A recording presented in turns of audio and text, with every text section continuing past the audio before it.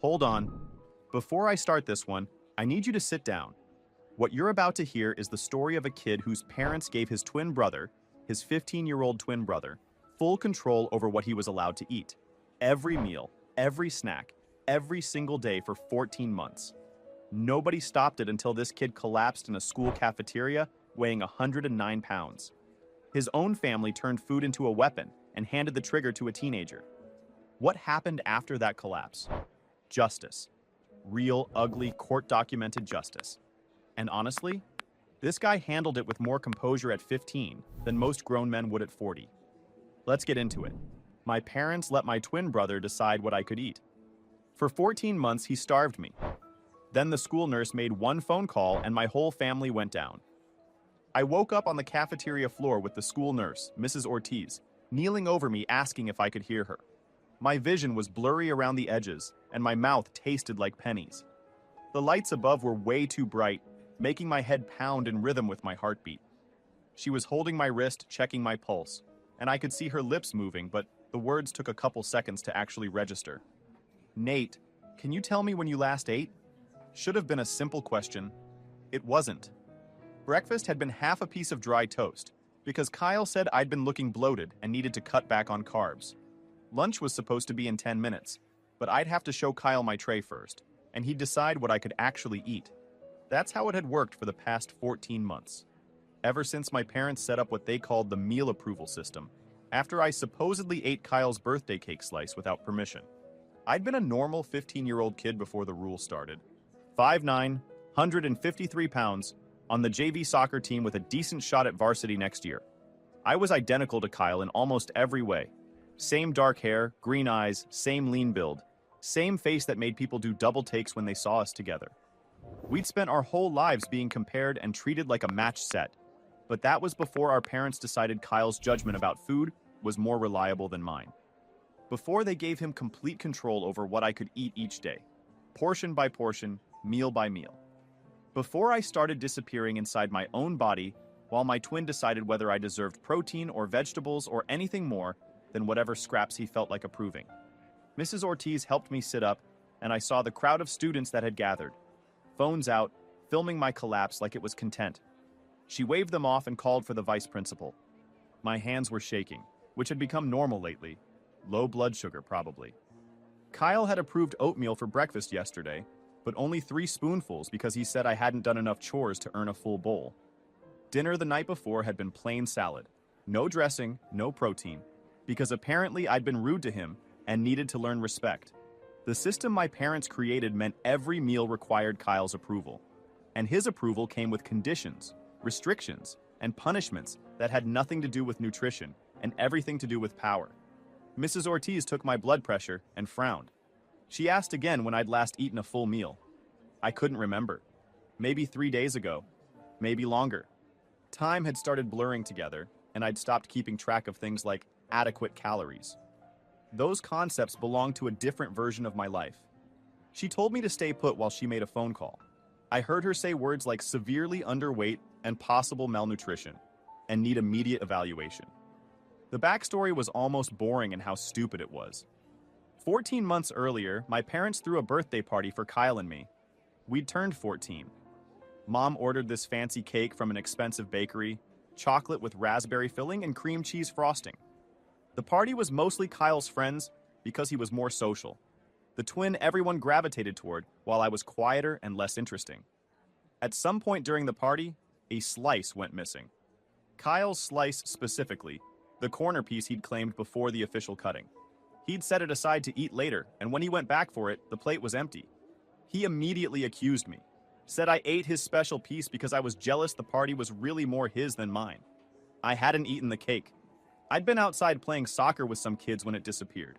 But Kyle was convinced, and when he told our parents, they believed him instantly. Mom looked at me with this disappointed face and asked why I couldn't just let my brother have one thing. Dad lectured me about respect and boundaries, how eating Kyle's cake showed a fundamental problem with my impulse control. Didn't matter how much I said I hadn't touched it. Their minds were made up. The punishment they invented was creative in the worst possible way. Since I apparently couldn't be trusted around food, since I had poor judgment about what belonged to me, Kyle would approve all my meals going forward, just until I learned self-control, just until I could be trusted again. That had been 14 months ago. The temporary punishment became permanent, then expanded, then weaponized. Kyle started small, checking my school lunch to make sure I hadn't packed anything he thought I didn't deserve. Then it grew to approving breakfast, then dinner, then snacks, then controlling not just what I ate, but how much, when, and under what conditions. Here's what a typical day looked like by month 8 or 9. I'd wake up and go downstairs. Kyle would already be eating whatever he wanted: cereal, eggs, toast, juice. I'd stand there and wait. He'd look at my homework from the night before. If he decided I'd done a good enough job, I'd get oatmeal. Plain. Measured out by him. If he was in a bad mood or I'd annoyed him the day before, I'd get nothing. Just water. Then at school, I'd have to find him before lunch and show him my tray. He'd remove things. The chicken? Nah, too much protein, you haven't earned it. The roll? No carbs today. Sometimes I'd end up eating just a side salad and an apple. Sometimes less. Dinner was the same routine. He'd tell our parents what I was allowed to have, and they'd plate it accordingly, like it was normal, like this was just how our house worked. I remember one Thursday. It was a Thursday because we had soccer practice that afternoon, and I almost passed out during sprints. Kyle had restricted me to vegetables only for the entire week because I'd left a dish in the sink overnight. 5 days of raw vegetables and the occasional handful of plain rice. I was running drills at practice, and my legs just gave out underneath me. Coach asked if I was okay, and I said I'd skipped lunch, which was technically true. I just didn't mention the part where my brother had decided I didn't get one. My parents enabled every single escalation, praising Kyle for taking his responsibility seriously, for helping me learn discipline. Mom would say things like, "Kyle's really stepped up at dinner," while I sat there with a plate of plain lettuce. Dad would nod approvingly. They ignored every sign, every pound I lost, every time I asked for more food and got told I was being dramatic. Yo, time out. I need everybody to understand what just happened here. These parents, actual adult human beings, looked at a missing slice of birthday cake and went, "You know what the appropriate response is? Let's give our other 14-year-old son complete dictatorial control over his twin's food supply. Indefinitely." That's not parenting. That's a psychological experiment you'd get kicked out of a university for proposing. This is like if the warden from Shawshank Redemption had a kid and said, "Let me try this at home." And the kid was 14. They handed a teenager the keys to another human being's survival and called it a learning opportunity. Buckle up, because this ride only goes downhill from here. Mrs. Ortiz came back with the vice principal, Mr. Donnelly, a thin man with wire-rimmed glasses who looked genuinely concerned. They walked me to the nurse's office, one on each side like I might drop again. She had me stand on a scale and I watched the digital numbers settle at 109 pounds. I'd lost 44 pounds in 14 months. She measured my height, still 5'9", and I saw her calculate my BMI on her computer. Her face went pale. "Nate, I'm calling your parents, and I'm also calling your pediatrician. This is a medical emergency." The words hit hard. Emergency meant hospital. Hospital meant Kyle's system getting exposed. My phone buzzed, and I knew without looking it was Kyle. He always knew when something was happening with me. 3 texts. "Why weren't you in English? Someone said you passed out in the cafeteria. You better not be making a scene. Mom and Dad are going to be angry if you're being dramatic again." I put the phone face down on the table and felt my hands shaking harder. Mrs. Ortiz noticed and brought me a juice box and a granola bar. I opened the granola bar but hesitated before taking a bite. Kyle hadn't approved this. He'd specifically said no sugary snacks this week because I'd gotten a B on a math test. Eating without permission meant consequences. Mrs. Ortiz saw me hesitate, and her expression shifted to something between confusion and alarm. She told me to eat it right now, her voice sharp. I took a bite, and the sweetness was almost overwhelming after days of bland, restricted portions. My stomach cramped immediately, not used to actual food. She asked about my comment. Apparently, I'd said something out loud about checking with my brother first. I hadn't realized I'd said it. The words just slipped out. I wanted to lie, protect the secret that had become my entire existence. But I was so tired of being hungry, of calculating every bite, of living in fear of Kyle's approval.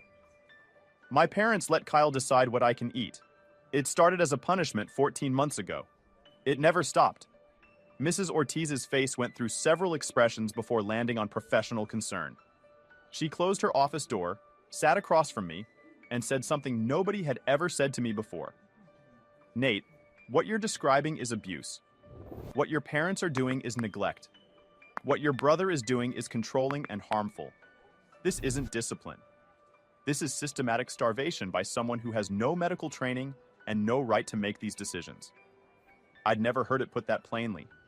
Abuse, neglect, starvation. The words made it real, in a way it hadn't been when it was just my daily life. She told me she was legally required to report it, that she was calling Child Protective Services right now. Hold on a second. For the listeners, this is me, not Nate. This kid hesitated to eat a granola bar during a medical emergency because his brother hadn't approved it.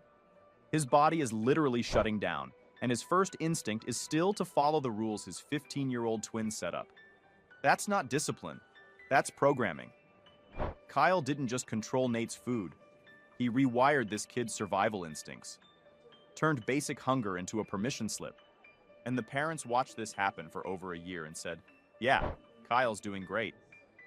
If bad parenting was a video game, these two just unlocked the final boss. Anyway, Mom shows up next, and she makes it worse. The call to my parents went about how I expected. Mom arrived 30 minutes later in her real estate clothes, looking annoyed at being pulled from work. She came in already defensive, asking what stories I'd been making up now, saying I'd always been dramatic when I wanted attention. Mrs. Ortiz stood up and laid it out. Your son collapsed from what appears to be severe malnutrition. His BMI is critically low. He's lost over 40 pounds in the past year. This isn't dramatic. This is a medical crisis. Mom's face went red. She insisted I ate plenty, said I'd just been exercising more, getting healthy, that Kyle had been helping me make better food choices.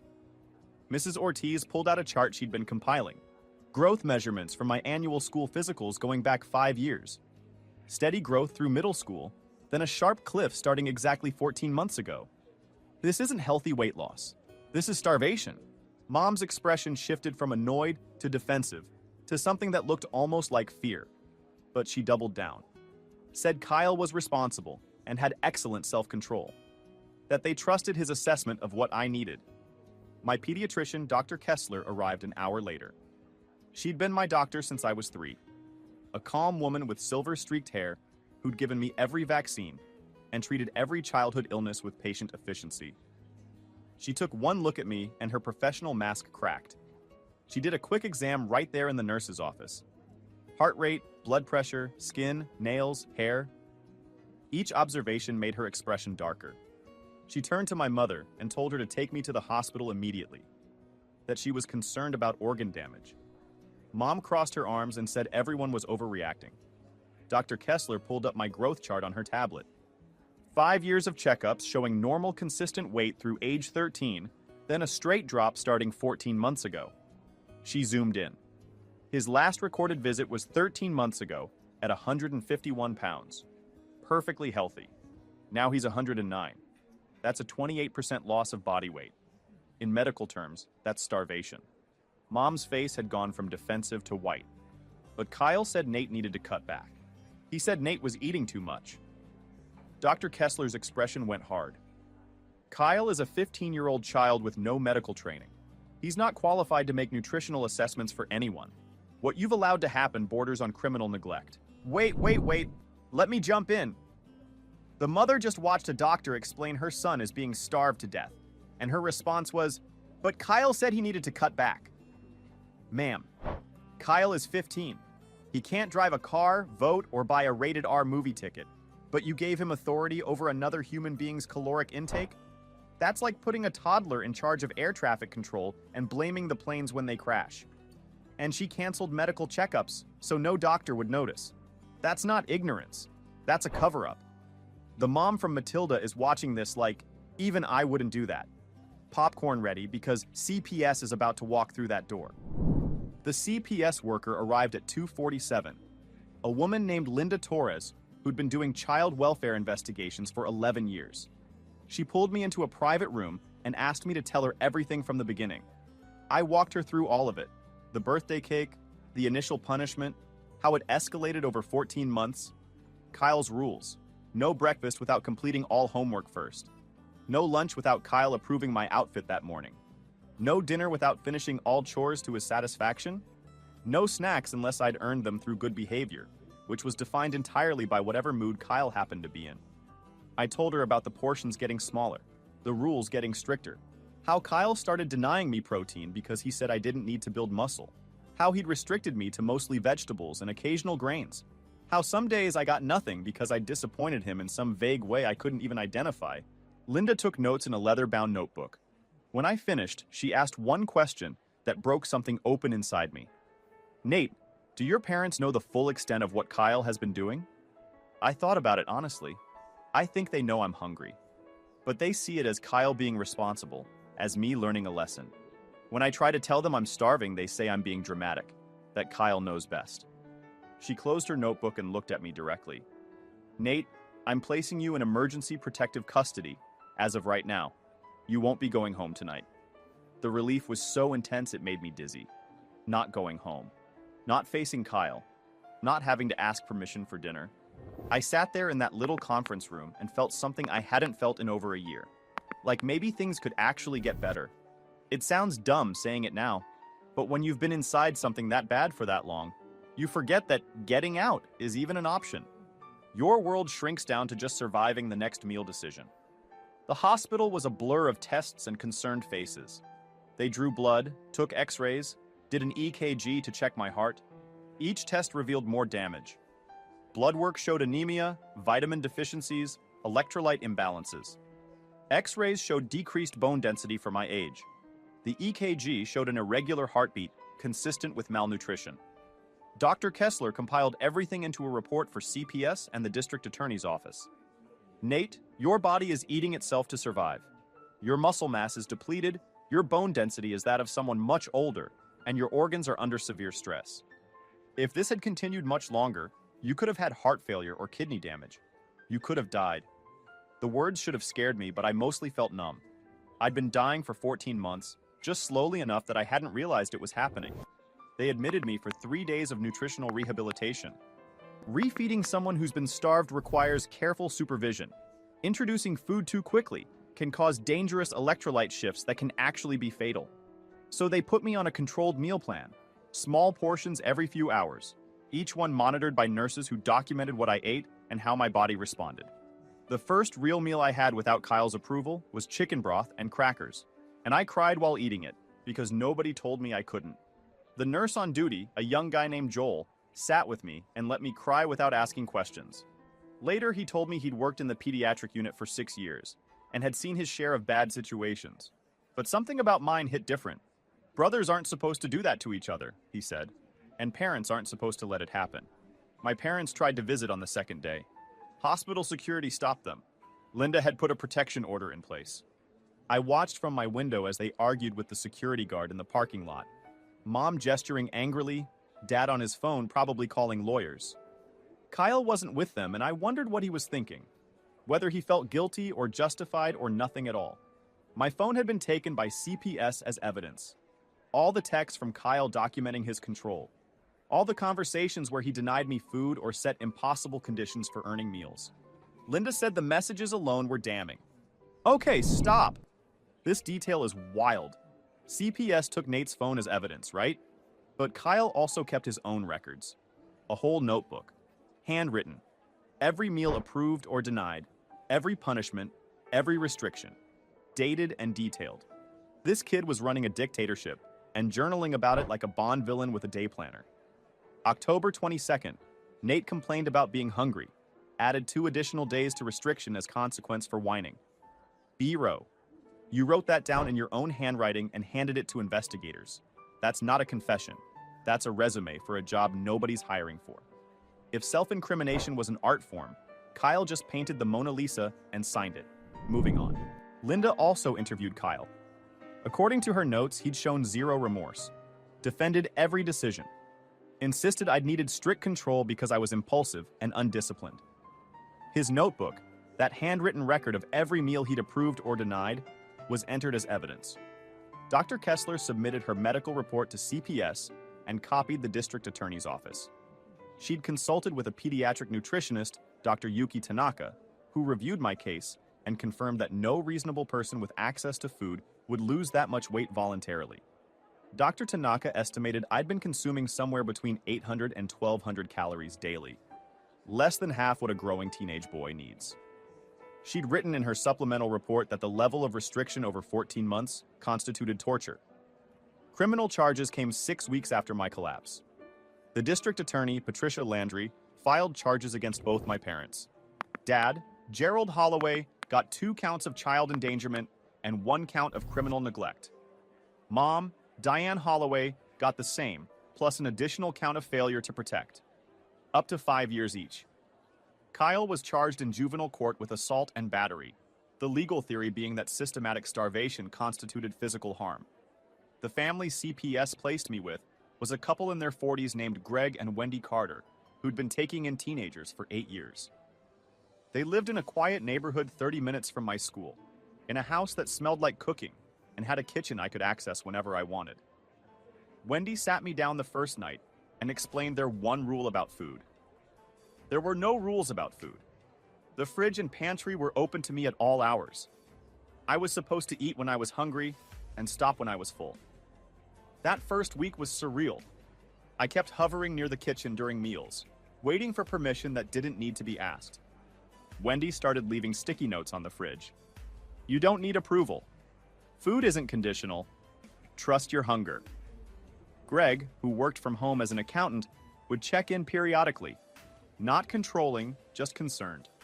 It felt foreign after months of Kyle's regime. Actually, back up. I forgot to mention this part.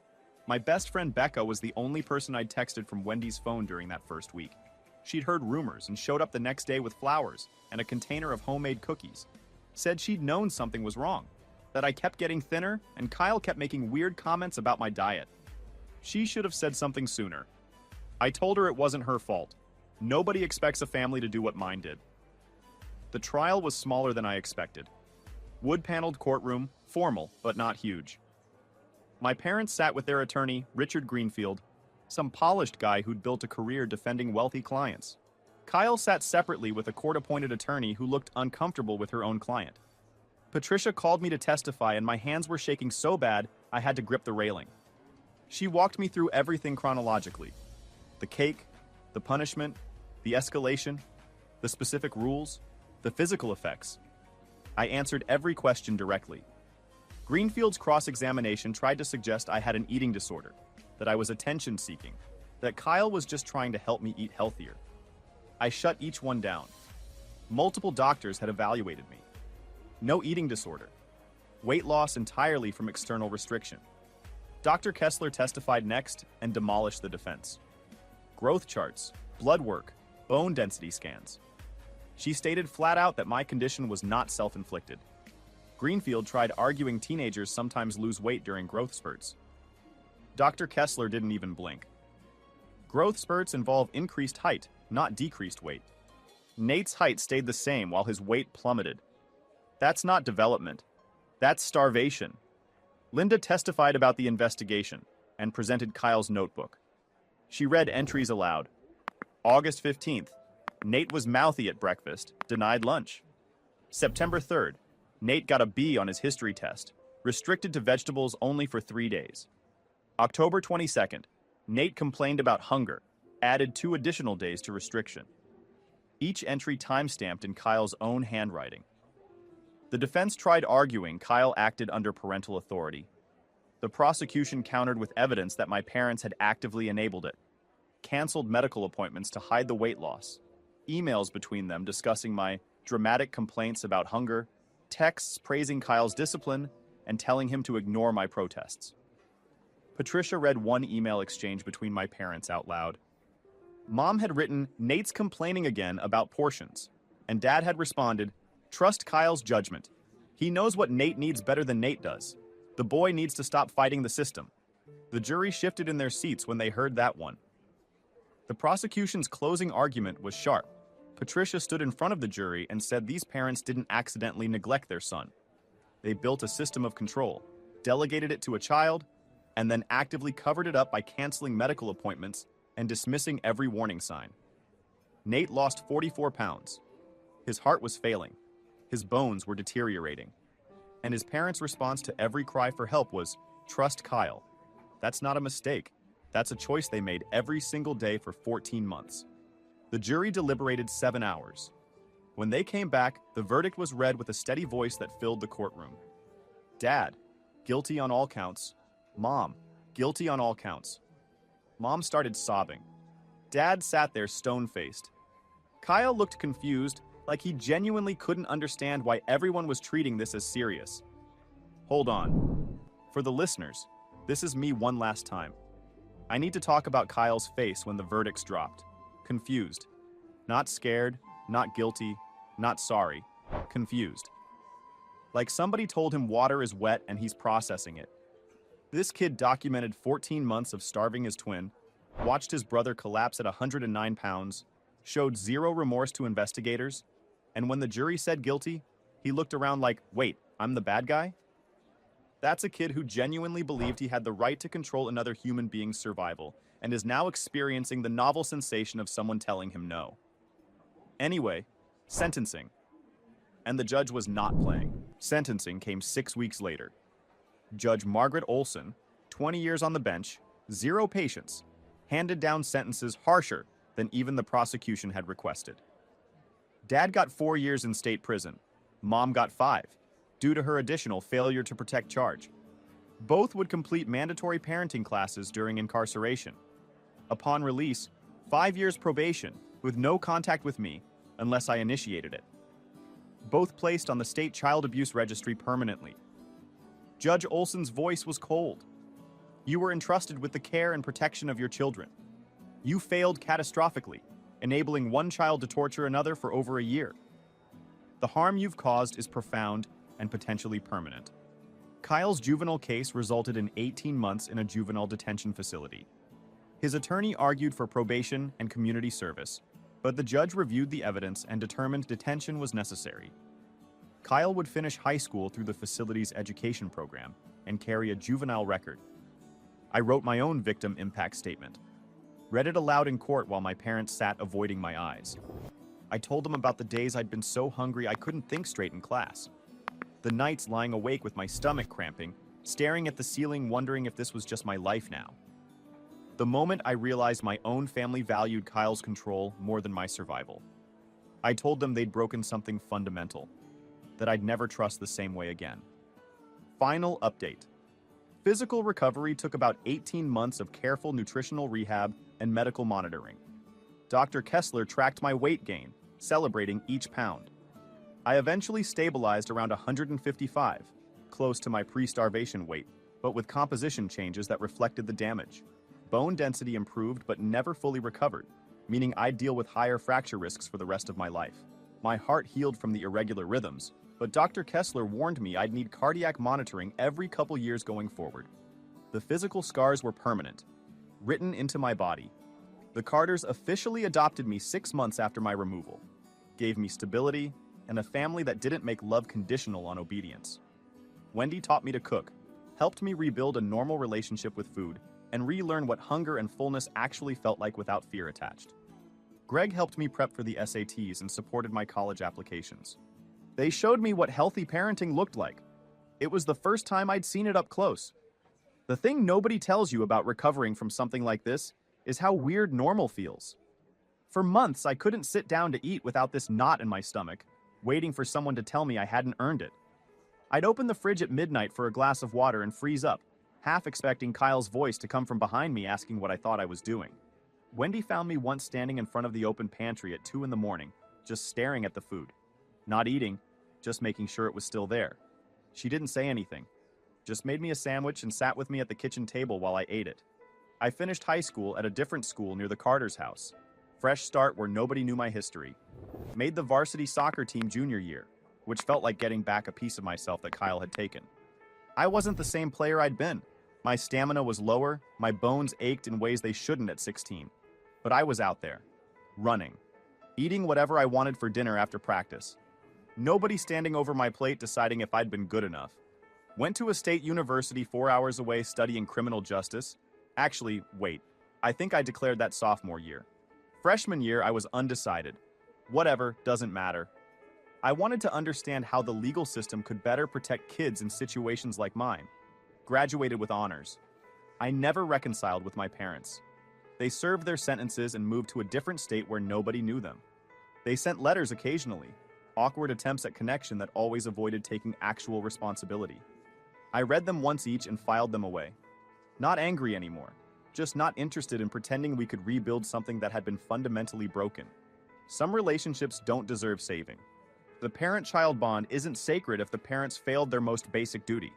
Kyle tried reaching out years later. Sent an email through a mutual contact saying he finally understood the full impact of what he'd done. Said he was sorry, that sorry wasn't enough, but he wanted me to know. I read the email 3 times and deleted it without responding. I'd stopped needing his acknowledgement a long time ago. His apology felt more about his need for redemption than my need for closure. Some wounds heal without requiring the person who caused them to participate. I'd built a life that was mine, shaped by my choices, not their restrictions. And I decided a while back that's enough. One thing I still think about sometimes is that birthday cake, the slice that disappeared and started everything. I never found out who actually ate it, whether Kyle took it himself and blamed me, or some random party guest grabbed it without realizing the consequences. The truth of that initial incident mattered less than what my parents did in response. Even if I had eaten that cake, no punishment should give a teenager absolute power over his siblings' nutrition. No discipline should risk permanent physical damage or death. The most unfair punishment I ever got was my parents letting my twin decide what I was allowed to eat. 14 months of systematic starvation that permanently damaged my body. But I survived it, exposed it, and made sure the people responsible answered for every single day of it. So, what's the most unfair punishment you ever got growing up? Drop it in the comments. I'm genuinely curious. Look, I'm not gonna sugarcoat this one. A kid lost 44 pounds because his parents decided a 15-year-old was qualified to run a nutrition program. When every warning sign was screaming in their face, they doubled down. Praised Kyle, canceled appointments, called their starving son dramatic. But here's what I respect about Nate. He didn't beg. He didn't try to win them back. He testified, watched the verdicts come in, and built a life without looking over his shoulder. Deleted Kyle's apology email without blinking. That's a man who knows what he's worth. Drop your thoughts below. What would you have done? And if you're not subscribed, hit that button so you don't miss the next one. So you don't miss the next one. So you don't miss the next one. So you don't miss the next one.